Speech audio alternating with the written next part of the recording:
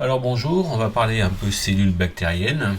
Donc je vous rappelle que les bactéries sont des cellules prokaryotes. Ce sont des organismes qui sont généralement essentiellement unicellulaires. Les prokaryotes présentent des formes très variées, donc on va parler un petit peu de forme et de dimension. Alors, on distingue globalement deux grands groupes, les cellules qui ont une forme sphérique ou éventuellement légèrement ovale, qu'on appelle en général des coques. Alors ces coques peuvent être tout simplement simples, mais parfois ils s'organisent en deux, ou voire en chaînettes, ou voire en groupement, en amas plus ou moins réguliers. Alors il y a quelques exemples, si on prend Staphylococcus aureus, on aura un groupement de micro-organismes, de bactéries. Dans le cas de Streptococcus pneumoniae, on peut rencontrer des chaînettes de coques. Et puis dans le cas de Neisseria, par exemple, on peut trouver un Neisseria organisé sous la forme de diplocoques. Alors ensuite, on a des micro-organismes qui ont une forme cylindrique, donc plus ou moins allongée, que l'on va appeler du coup des bacilles. Ces bacilles sont parfois incurvés, dans le cas des vibrios par exemple, et parfois ils sont même un peu spiralés dans le cas des spiriles. Alors quelques exemples, si on prend Bacillus cereus, on peut le rencontrer sous la forme de petites chaînettes de bacilles.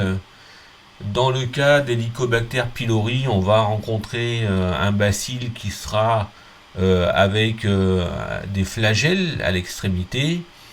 Puis dans le cas d'Escherichia coli, par exemple, on peut rencontrer des flagelles tout autour de la bactérie.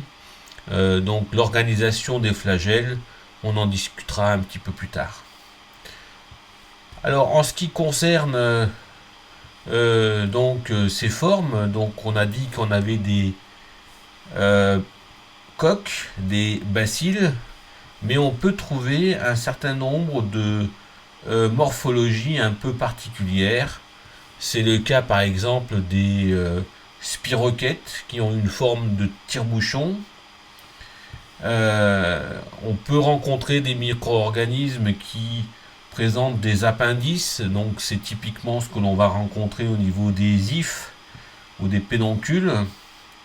Et puis on peut rencontrer également des bâtonnets, donc des bacilles qui sont particulièrement allongés, assez fins et qui sont orientés à la queue leu et qui forment des filaments, parfois de grande taille et parfois entourés d'une gaine.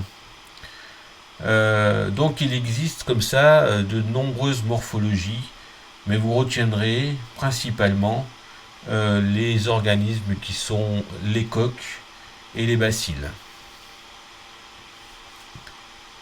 Alors du point de vue de la taille des cellules prokaryotes, on va considérer que la taille est de l'ordre du micromètre, mais il faudra bien retenir qu'il existe de nombreuses disparités, c'est-à-dire qu'on peut avoir des micro-organismes qui sont plus petits, donc c'est le cas par exemple de Mycoplasma pneumoniae qui est un micro-organisme sphérique et qui mesure de l'ordre de 0,2 micromètres. Et puis vous avez également des micro-organismes qui sont beaucoup plus grands. Vous avez notamment des micro-organismes comme Thiovulum majus qui mesure 18 micromètres.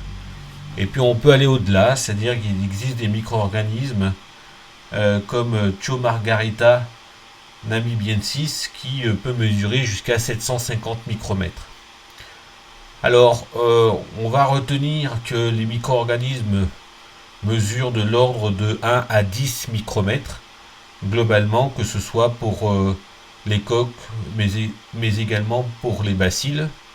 Si on prend Escherichia coli, on va considérer qu'il mesure en gros 1 micromètre de diamètre pour 2 micromètres de long.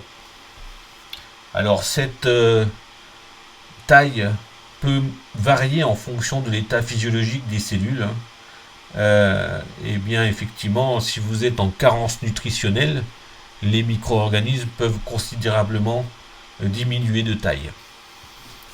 Alors, ceci étant dit, nous allons maintenant parler de la structure des micro-organismes, des bactéries. Alors, je vous ai fait un dessin d'une bactérie qui regroupe l'ensemble des structures que l'on pourrait rencontrer.